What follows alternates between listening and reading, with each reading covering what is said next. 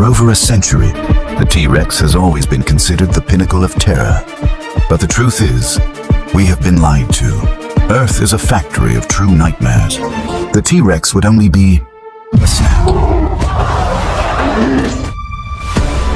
Prepare yourself to face the monsters that make even dinosaurs tremble in fear.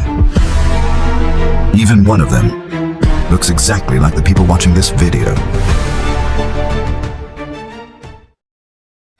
We leave the dry land behind and plunge into an environment where every terrestrial instinct screams in panic.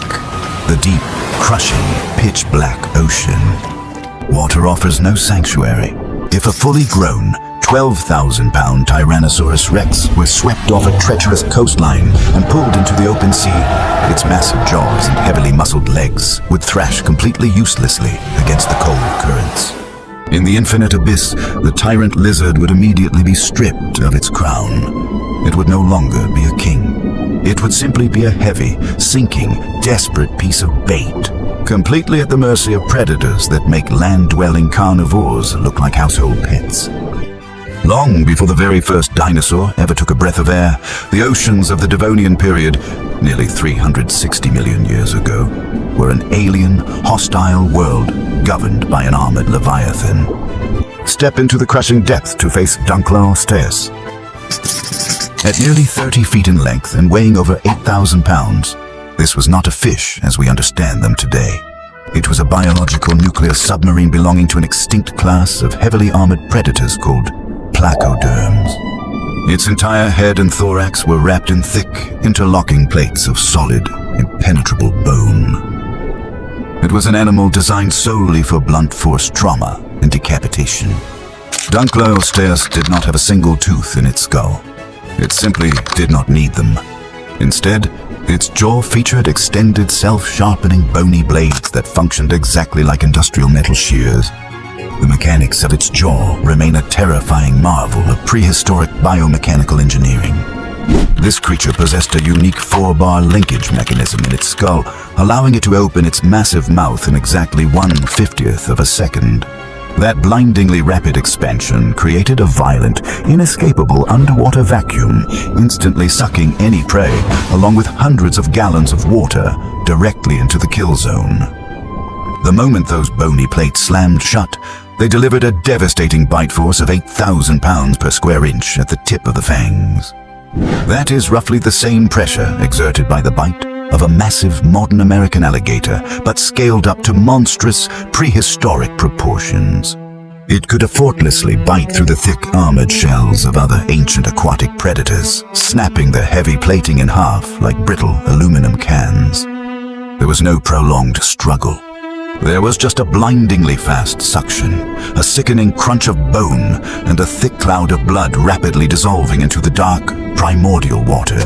Fast forward hundreds of millions of years to the late Cretaceous period, the exact same era when the mighty T-Rex terrorized the dry earth. A massive, thirsty theropod approaches the crashing waves, lowering its heavy, bone-crushing head toward the murky water to drink. It is entirely unaware of the massive serpentine shadow rising rapidly from the depths just feet away. The surface of the water violently erupts with the force of a freight train. This is the undisputed domain of the Mosasaurus.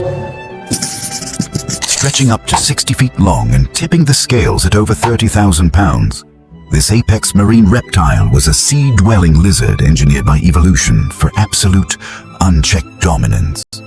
It possessed a massive barrel-shaped body, a powerful, shark-like tail fluke built for explosive bursts of speed up to 30 miles per hour, and a massive kinetic skull that accounted for nearly 1/10 of its total body length. To truly grasp the inescapable horror of a Mosasaurus attack, you have to look inside its mouth. It possessed a biological nightmare known as pterygoid teeth. This was a second hidden set of razor-sharp spikes positioned deep in the roof of its mouth, angled aggressively backward toward its throat. It operated on a ratchet system, much like modern constrictor snakes. Once a Mosasaurus clamped its massive jaws down on a victim, escaping was physically impossible. Every desperate thrash, every frantic attempt to pull away, only forced the struggling prey deeper into the cavernous throat.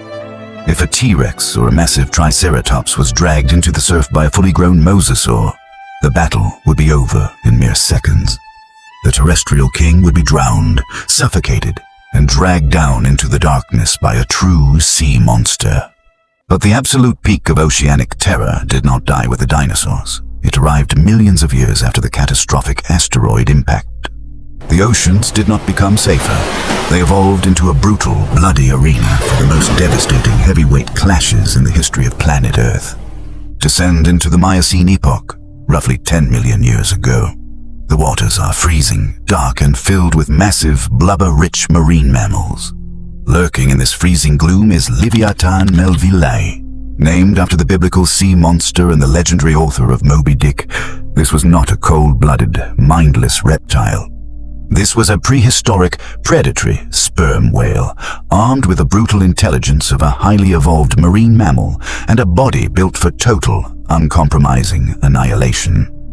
Measuring 60 feet long and weighing upward of 100,000 pounds, Leviathan possessed the largest functional biting teeth of any known animal in the history of the planet.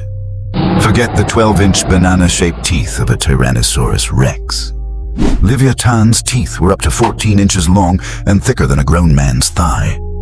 They were deeply embedded into a massively reinforced, incredibly heavy skull that doubled as an organic battering ram. Inside that massive head was a specialized spermaceti organ, a chamber filled with wax and oil that allowed the whale to weaponize sound.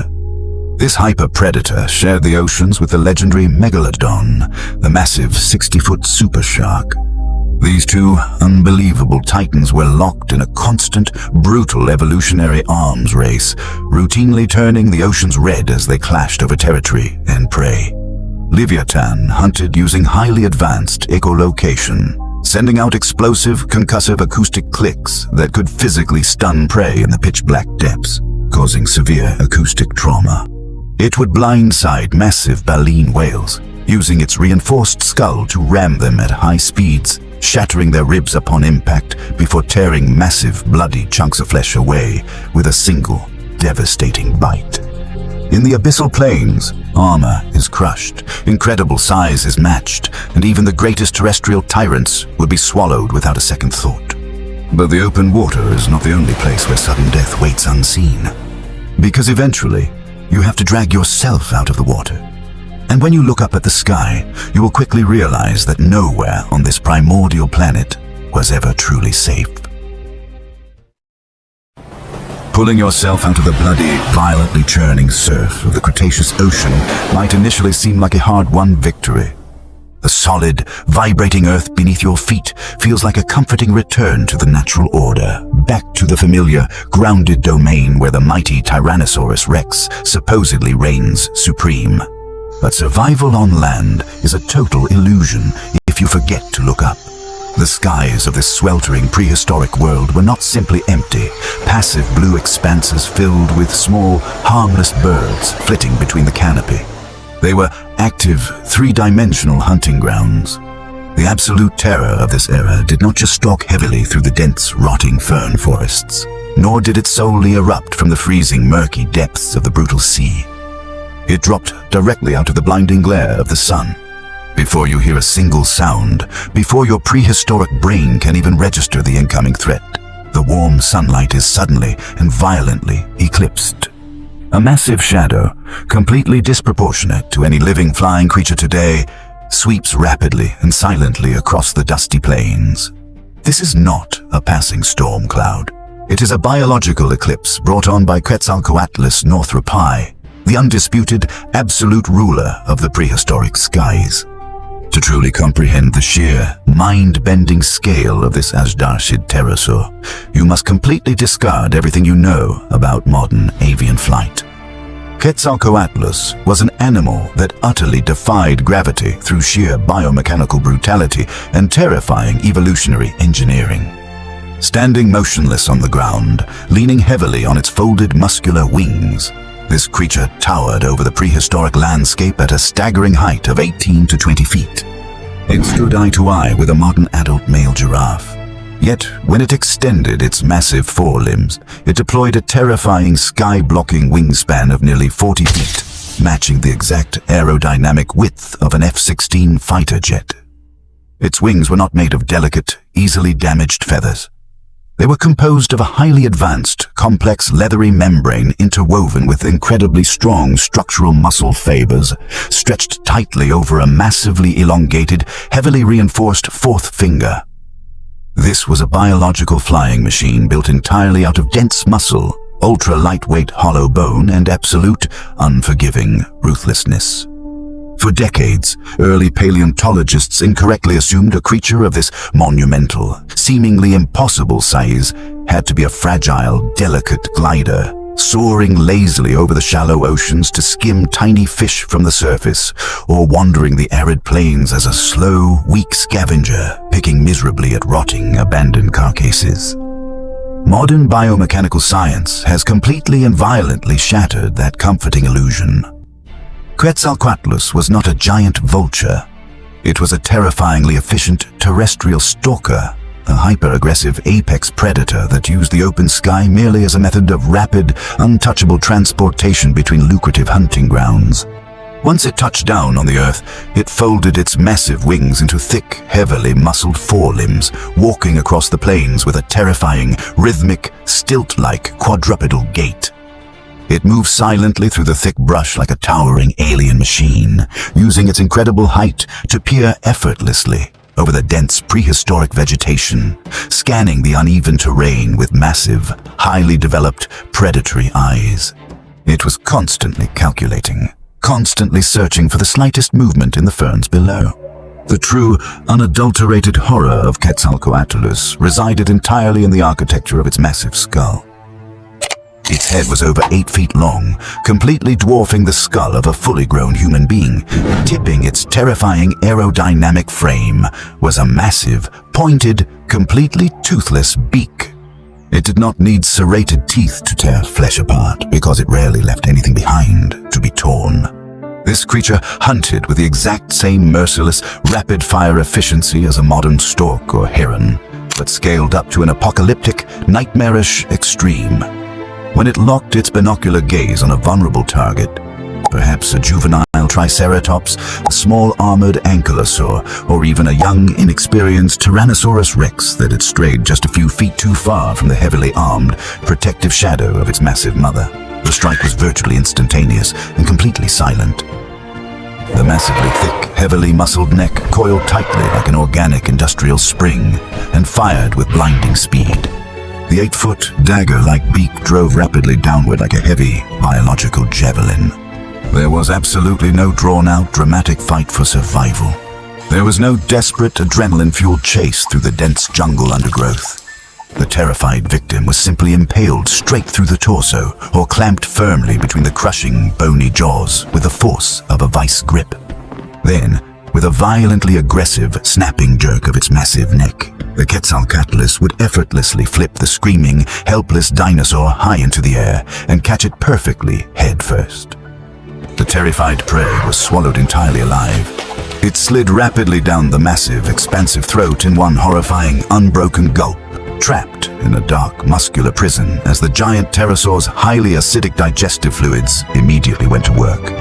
The massive parents of the victim, even a 12,000-pound, bone-crushing T-Rex, could do absolutely nothing but roar in futile, helpless rage from the ground. By the time the massive theropod could pivot and charge with its heavy, thumping strides, the Quetzalcoatlus was already executing its escape. The takeoff sequence of this 400-pound flying behemoth was as incredibly violent as its lethal ambush. It did not run awkwardly and flap wildly like a modern albatross attempting to catch a breeze. Instead, it utilized a highly evolved, brutally explosive quad launch technique. Leaning its massive weight forward onto its incredibly muscular winged forelimbs, it executed a massive, ground-shaking vault, pushing off the solid earth with the explosive, concentrated force of